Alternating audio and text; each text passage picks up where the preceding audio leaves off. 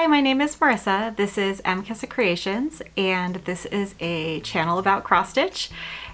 It is Flosstube episode number 71. Today is Wednesday, May 13th, and it's time for another Flosstube video.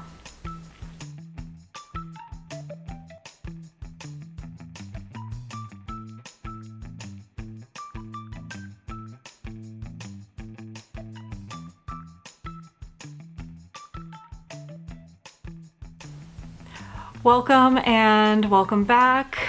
Welcome if you're new and welcome back if you are returning. I appreciate having you all here so very much. It has been a busy week, so my stitching has suffered a little bit, but I've still managed to reach some goals, still managed to work on 3 projects, and am still going strong with what I've committed to for the year, which makes me feel wonderful.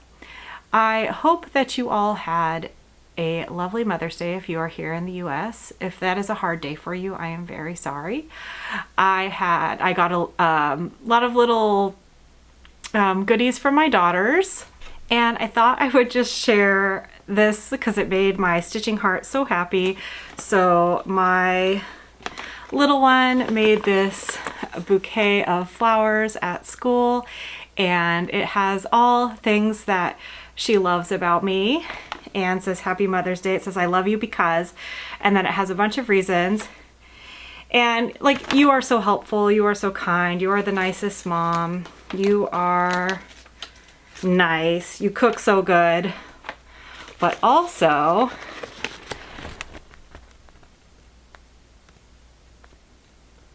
yep, I stitch so good too. My mama heart and my stitcher heart are both extremely proud and happy that my kiddos notice that that I do my art, and it feels good, and they are crafty kiddos too, so hopefully more stitching in the future. But right now diamond painting is big, and my little one's been making like little tiny kind of like paper model things that she's been putting together, so that's where that crafty realm has led. I think I said this already, but if Mother's Day is hard for you, I am so sorry, and I hope that you made it through the day with minimal struggles. If you're not here in the US, Mother's Day is celebrated on different days throughout the world. I know that, but here I had a really nice hour and a half with my kids. So I worked the Mother's Day brunch at my second job, which is a really fun day actually to be at work and just really see families together and celebrating. But then I also got roped into working a double, so I worked that night as well. So I came home for an hour and a half break. I got cut early in the evening, and so I was able to come home and tuck the girls in. But we understand that Mother's Day is a feeling, and you celebrate it when you can, and really, hopefully, I'm appreciated all year long and not just on one day. So we also have a birthday coming up for my little one. She's turning 9. We enter into the 3-month period where my children are technically only 1 year apart. They are 21 months apart to the day. They were both born on the 19th of different months. Fun fact, my husband was also born on the 19th of another month, which just, I don't know, is wild. I'm the lone non-19th birthday person in our little family.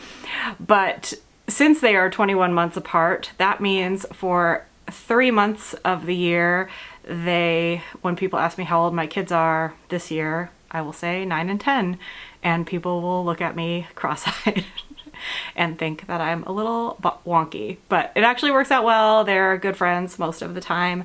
And at the other times they are mortal enemies. But for the most part, they get along quite well and are able to share some friends, which is exciting. We have a birthday party coming up this weekend for her, and there are friends from both friend groups, neighbor friends coming, and I'm just really excited for her to have the birthday party that she wants. She's having a sloth birthday party. She got a sloth cake, and she has sloth decorations and sloth birthday party favors. So we are very excited to celebrate the sloth. And when we were at Stitcher's Paradise last month. She saw the sloth stack from Plum Street, and I really, this is just reminding myself so that when I watch this back, maybe I will remind myself that I need to go through my stash and see if that is one that I've kind of squirreled away, because she saw the shop model and she was like, can we buy this pillow? Can we take it home? I want it right now. So she absolutely loves sloths. She has little sloth stuffy. She wants more sloth stuffies, all the sloths. So I need to get on my sloth stitching game. All right. That is enough life update for you, I think. Let's get into some stitching. All right, so I showed this to you last week, and I'm gonna show it to you again because I worked on it some more. I actually worked on it like the 2 days right after I filmed, and I feel like I got a lot done, but I'm gonna kind of tell you why I feel like that. So I worked on Sally Spencer. I'll show you what that looks like here. That is a Birds of the Feather stitch. It is available reimagined, recharted digitally by the Colorado Cross Stitcher. Actually, I don't know if it's available digitally, but you can buy print patterns for her. She redid the pattern, and I am so happy because it was a want for me for a long time, but I was not willing to pay what it was going for on the secondary out of print market. And so when it came back out, I was super excited. I bought it and I got it started. I have a list below of my color conversions. It is being stitched on Old Massachusetts linen, and I was stitching on the 40 count, like full fat quarter or fat half. I don't even remember which. I think it might have been a fat half that I had is a fat half. So it was a lot of fabric, and I was stitching it in hand, and it was just, everything was getting in the way. And so I made it a goal to stitch up to mostly the top so that I could cut my fabric. And once I did that, I was able to get stitching on it much quicker. So I feel that this will be out for a little bit longer, but I wanted to show you where I am. So here we are with Sally Spencer, and since the lighting is poor at my house today because it is gloomy outside in Maine, you can't see the white as well. It's a little ghosty. It's a little bit ghosty in person. There's the W. You can see it, but it is ghosty. But so I stitched all the way up with this red, which is a Silks4U silk. The number is listed below. I'll see, I actually might be able to put a link in it, like right here, where it like shows you the QR code and everything to go straight to Etsy and get it. So it is a variegated silk, and it kind of variegates between 666, the Christmas red, and like almost, I think like 815 or 814. Like it gets pretty deep at some points. It's beautiful. I stitched Long Dog Samplers the token with it, and I absolutely love it. I'm so glad that I have more of it, and it'll continue to show up in projects. It is in one of my Christmas projects as well. I've used it for that. So it's just a really pretty one. So what I did was I finished out this, there's a border line in here of that white that is very light. And then there's a T right here that is very light that I also stitched. And then I got the lowercase t, the lowercase s.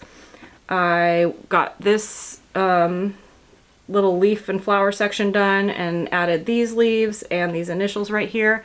I talked about it last time. I was originally thinking that I might add initials, like change the initials to people that like mean something to me, but it's Sally Spencer. It's Sally Spencer's sampler, or Sally Spencer's stitch. It's called Sally Spencer.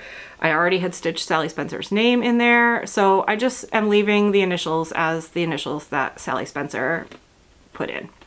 I don't even know if it's a reproduction, like from an original, or if it's just imagined by Birds of a Feather, but regardless, it's Sally Spencer's sampler. It's not mine. So it it will remain with those initials, but I love how it's coming along and I am really excited to keep going with this. I think I said this already, but this is Old Massachusetts linen from the Primitive Hare. It's a lovely linen to stitch on, especially in 40 count. It doesn't hurt my eyeballs. It's not too tight. It's not hard to get the needle through. I've been stitching it with a 28 needle. No, well, let's see. I think this is a 28. It's not my typical favorite 28. It's like a leftover 28 from when I bought a lot of Bowen. I bought like a bulk pack of Bowen needles in 28. They do seem a little thicker than, I really like the pony silver needles with the colored eye. The 28s, I think 28 petites are a red eye, and I really enjoy those needles, especially for 40 count and 36 count as well. And when I'm stitching on my full coverages too. So that's kind of been my go-to needle lately, unless I'm stitching on a lower count, bigger holes fabric. You know what I mean. Yeah, so this is how Sally Spencer is coming along. This is on my Year of Whips, which is a Facebook group by Melanie Watkins.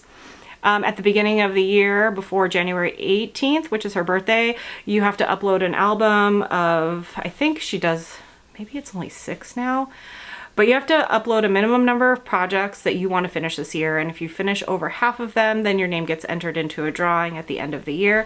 So this is on that list of ones that I have committed to finishing this year. And I actually would like to finish this month. So you will be seeing this again, because I think this is going to be my goal for my May finish. Slip of the tongue, I said Maine because I live in Maine, but also I did not get to stitch on my Maine piece this month, but I just wanted to repoint everybody in the direction to Michelle, Maine Moose Mom Stitcher, over on Instagram. She is hosting a Maniac May Sal, and she is inviting everybody to stitch Maine themed patterns, and it can be the state of Maine, it can be lobster, it can be moose, it can be anything that reminds you of Maine. She has already finished Heart of Maine, which is what I also started. I just have antlers in there and have not been able to pick that back up since. All right, and then I worked on my carpool piece. I only ended up doing carpool one of the days since I've seen you last, but I am working on the needlebook portion of this Little House Needleworks pattern. It is called Fresh from the Garden. I do usually put a picture up, but I don't know if you can always see all this stuff, and I don't know if I leave all that part in the picture. So this is the full pattern. I do have plans to start this someday as well, but I do want to finish this first. This is also on my list of pieces that I need to finish by the end of the year, so I want to get that off the whip list. But I did get a little bit of work in on it, so I thought I would show you. And I got all these letters put in, and there's a bee down here that I got started, and a little bee above the eye right here that is started as well. This one is also a color conversion. The red is Classic Colorworks Bonfire. I don't know if that's an available color or not, but I do get some comments on that, and I really do love how it looks. So if you were curious, that is what that one is. And this one is just gonna kind of keep chugging along at sort of a slower pace, but it will still get there. It is a smaller project, so it doesn't really have all that much. I'm so glad that I put my description in the description that I have all the colors that I used, because apparently I pulled some of them out for something. So I need to go dig around and find those, because I was like thinking about, I was gonna move on to like bringing up this this inside border while I was in the car the other day, and then I realized I did not have that floss. So I need to search. I think I know where the brown is. The yellow is also missing, but I think I know where the yellow is, because I think it's the yellow. I think it's this yellow, which is sunflower appropriately, for my hoe your own row pattern. So I think that, I think I have that somewhere safe and special. Safe places. All right. And then full coverage. So I've been stitching this week on Tiki Beach Sunset from by Aimee Stewart from Heaven and Earth Designs. This is what it will look like when it's finished. And I love this stitch so very much, but I am in the ceiling of orange and browns, and I'm done with the orange and browns. And there's so much fun color coming, and that is what's motivating me to continue. And I'm close-ish to a page finish, so I also am motivated to continue in that sense. My big motivating factor this week was to get under the 300,000 stitches remaining mark. So this project has a total of 362,408 stitches, and I wanted to get under 300,000 left, and I did it. So here is where this was after you saw it in the last video. And here is where it is now.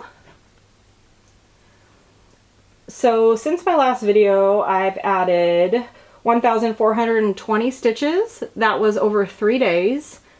And I am at 17.35%. Last video, I was under that 17% mark. So I got over that 17% mark.